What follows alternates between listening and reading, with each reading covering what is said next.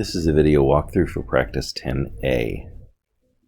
In 1 through 4, we're asked to write the ordered pairs corresponding to x-intercepts and y-intercepts, or write the word none using correct notation for an ordered pair. Remember that correct notation means parentheses around the x and y coordinates. So our x-intercept here is the point 1, 0. And there's only one x-intercept. Y-intercept is where the graph intersects the y-axis, and that is the point 0, -2. In number 2, there is no x-intercept, so I'll write the word none, and the graph intersects the y-axis at 0, -2. In number 3, the graph does not intersect the x-axis, nor does it intersect the y-axis. In number 4, the graph intersects the x-axis at the point 3, 0, and the y-axis at the point 0, 1. In 5 through 8, we have similar exercises, but this time we're asked to use function notation rather than ordered pair notation to identify each intercept. There are 2 x-intercepts, the first of which has an x value of -3. So think about this equation right here. I'm going to replace the x value with -3, and what a of -3 equals will be the y value, which is 0. And similarly, for the other intercept, the x value is 1 and the y value is 0. For the y-intercept, 0, -2, a of 0 equals -2. In number 6, for the x-intercept, and there's only one, our function's name is f, so f of the x value equals the y value. And for the y-intercept, f of the x value equals the y value. You'll notice that for x-intercepts, the y value is always 0, and for y-intercepts, the x value is always 0. In number 7, there is an x-intercept at x equals 1. Our function's name is g this time, so g of 1 is equal to 0. And for the y-intercept, g of 0 is equal to the y value 2. For number 8, there is an x-intercept at x equals -2. So our function's name is r. r of -2 is equal to 0. And for the y-intercept at y equals 1, r of 0 is equal to 1. In 9 through 18, we are asked to find the y-intercept of each graph, or state that there is no y-intercept and show supporting work. So the supporting work involves use of function notation. So if I'm finding a y-intercept, my x value is equal to 0, so I'm going to replace all of the x values here with 0 and do the arithmetic on the top of the fraction. That gives us -8 divided by 5 times 0 is 0, plus 2 is 2, so that gives us -4, and that makes the ordered pair that corresponds to the y-intercept the point 0, -4. In number 10, we find the y-intercept by letting x equal 0. And then we have -2 times 3 to the -1 is -2 times 1/3, or -2/3. So that makes the y-intercept the point 0, -2/3. In number 11, we find the y-intercept by letting x equal 0, and -3 squared is 9. 2/3 times 9 minus 8 is 6 minus 8, which is -2. That makes the y-intercept for the graph of this function 0, -2. In number 12, we'll find the y-intercept by letting x equal 0. So k of 0 is equal to the log base 3 of 0 plus 9 plus 1. And the log base 3 of 9 is 2. because it's the exponent that I would place on the 3 in order to get a result of 9, and 2 plus 1 is equal to 3, so that makes the y-intercept for this graph of k of x the point 0, 3. In number 13, we find the y-intercept by letting x equal 0, and -2 times the absolute value of -3 plus 7 is -2 times 3 plus 7, which is -6 plus 7, or 1. So our y-intercept for this graph is the point 0, 1. In number 14, we find the y-intercept by letting x equal 0, and -3 times the square root of 4 is -3 times 2, or -6. So the y-intercept for this graph is the point 0, -6. In number 15, we find the y-intercept by letting x equal 0,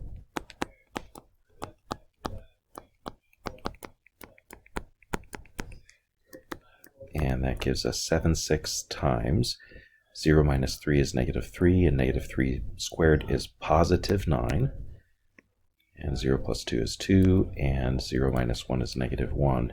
So we have 7/6 times -18, and -18 divided by 6 is -3, times 7 is -21, so our y-intercept is the point 0, -21. In number 16, we find the y-intercept by letting x equal 0,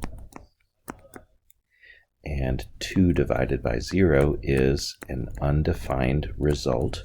So since f of 0 is undefined, that means that there is no y-intercept.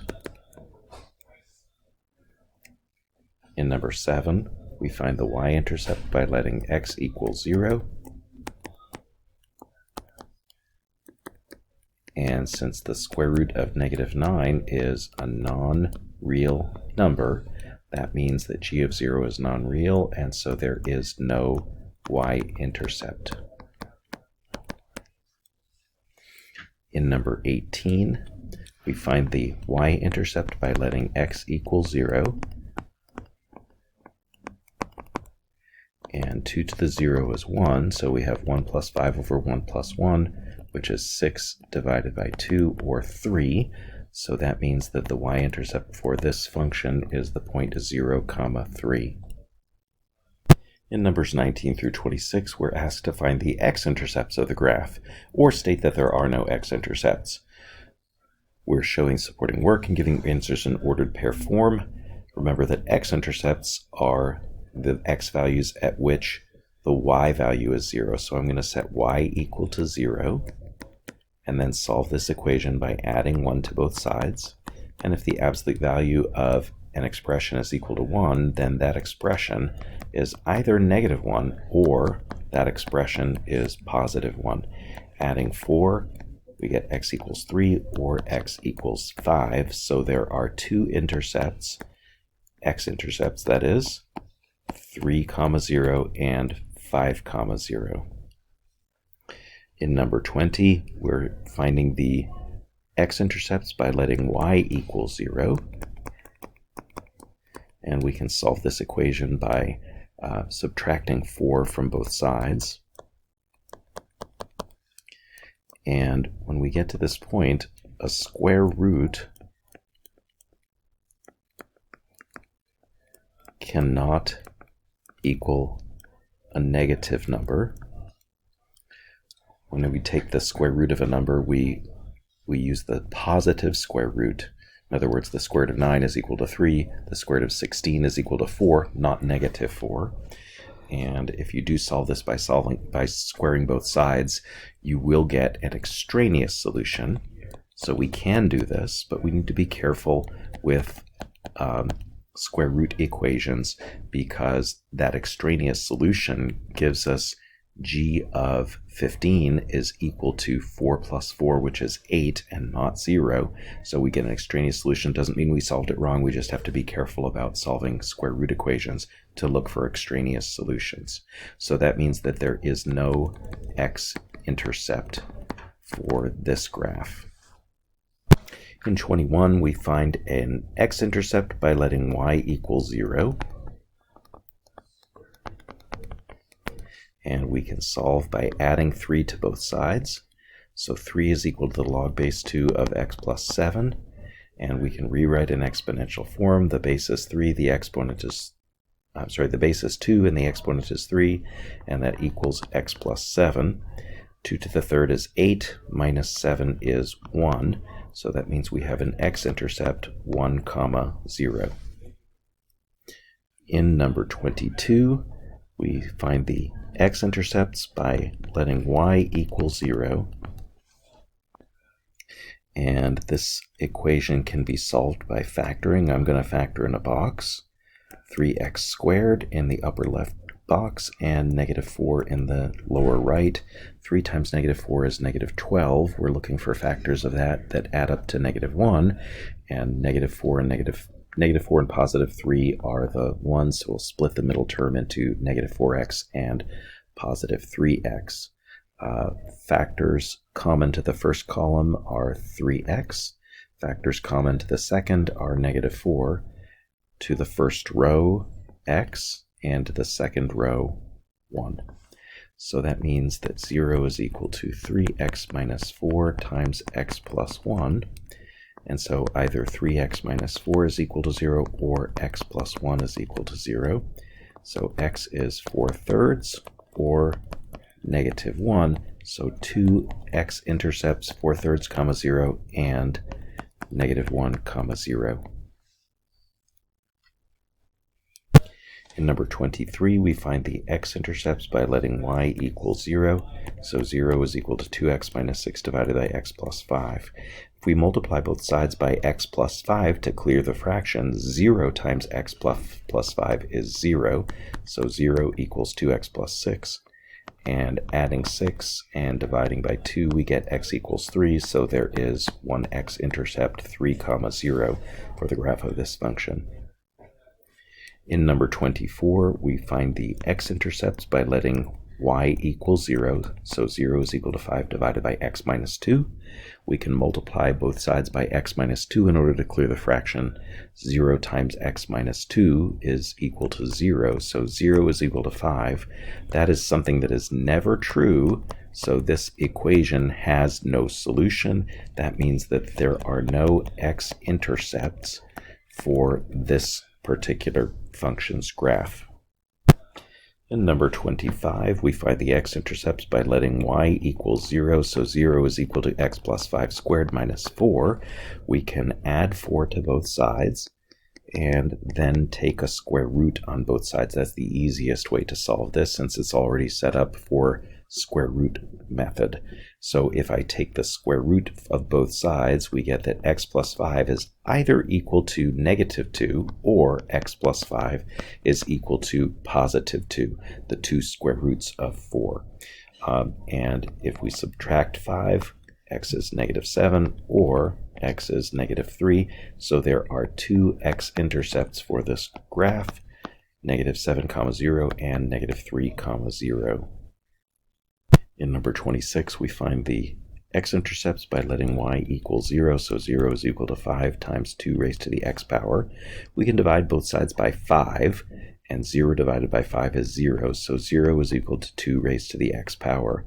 If we solve for x, we can put this in logarithmic form. So x is equal to the exponent, and the exponent is equal to a logarithm. The base of this logarithm would be the same as the base of the exponential expression, so log base 2 of 0. Log of a number must be log of a positive number in order to be defined. And so this is undefined. Log of 0, log of a negative number are both undefined expressions. So that means that there are no x-intercepts for this particular graph. In 27 through 30, we're finding the intersection points of two functions. And the easiest way to find the intersection points of two functions algebraically is to set them equal to each other. So x squared plus 3 minus 3x plus 1 is equal to x minus 2. So, or f of x is equal to g of x. We can move all terms to the left side of the equation by subtracting x and adding 2. And then x squared minus 4x plus 3 factors x minus 3 times x minus 1. And if x minus 3 is equal to 0 or x minus 1 is equal to 0, then x will either equal 3 or x will equal 1. Let's find our values here. F of 3 is 3 squared minus 3 times 3 plus 1. So that's 9 minus 9 plus 1, which is 1. G of 3 is 3 minus 2, which is also 1. So that gives us an intersection point, 3, 1. And now let's find the same function values for x equals 1. So f of 1 is 1 squared minus 3 times 1 plus 1. That's 1 minus 3 plus 1, which is negative 1. And g of 1 is 1 minus 2, which is also negative 1. So that gives us a second intersection point, 1, negative 1. So there are two intersection points for these this quadratic and linear function, 3, 1 and 1, negative 1. For 28, the easiest way to find intersection points for these two functions is to set h of x equal to p of x. So 2x minus x squared is equal to x squared minus 4x minus 20. I'm going to move all my terms to the right side of the equation where the x squared coefficient will be a positive number. So we're going to add x squared to both sides, subtract 2x, and then I'm going to notice that every term is divisible by 2. So 0 divided by 2 is 0, 2x squared divided by 2 is x squared, 6x divided by 2 is 3x, and 20 divided by 2 is 10. So that will make this factoring a little bit easier. X minus 5 times x plus 2. That's going to give us two solutions, x equals 5 or x equals negative 2. Let's find their function values. H of 5 is 2 times 5 minus 5 squared. So that's 10 minus 25, which is negative 15. And p of 5 is 5 squared minus 4 times 5 minus 20. That's 25 minus 20, which is 5, minus 20 is also negative 15. So we definitely have an intersection point here at 5, negative 15. And it looks like we're going to have a second intersection point here as well. H of negative 2 is 2 times negative 2 minus negative 2 squared. That's negative 4 minus positive 4 is negative 8. And p of negative 2 is negative 2 squared minus 4 times negative 2 minus 20. And that's going to be 4 plus 8, which is 12, minus 20 is also negative 8. So we have a second intersection point, negative 2, negative 8. In number 29, the easiest way to find an intersection point is to set r of x equal to q of x. We can multiply through by x, and that will give us negative 4 is equal to x squared minus 5x. Adding 4 to both sides, x squared minus 5x plus 4 is equal to 0. That's factorable, x minus 1 times x minus 4, which gives us solutions of x equals 1 or x equals 4 for those factors multiplied together to give you 0. So let's check our function values. R of 1 is negative 4 divided by 1, which is negative 4. Q of 1 is 1 minus 5, which is also negative 4. So it looks like we have an intersection point 1, negative 4. And now let's check that second intersection point. When x is equal to 4, r of 4 is negative 4 divided by 4, which is negative 1. And q of 4 is 4 minus 5, which is also negative 1. So second intersection point is the point 4, negative 1. In number 30, we can find the intersection point of f of x and q of x by setting f of x equal to q of x. So log base 2 of 1 minus x plus 2 is equal to 5. And if we set, or rather we subtract 2 from both sides, that'll give us log base 2 of 1 minus x is equal to 3. Putting this in exponential form, 1 minus x is equal to the base 2 raised to the exponent 3. So 1 minus x is equal to 8. And that's going to give us an x value of negative 7. So let's see what f of negative 7 is. F of negative 7 is the log base 2 of 1 minus negative 7 plus 2. So that's the log base 2 of 8 plus 2. Log base 2 of 8 is 3. 3 plus 2 is 5. And q of negative 7 is 5, because q of x is a constant function, meaning the y value is always 5. So that gives us that one intersection point set negative 7, 5.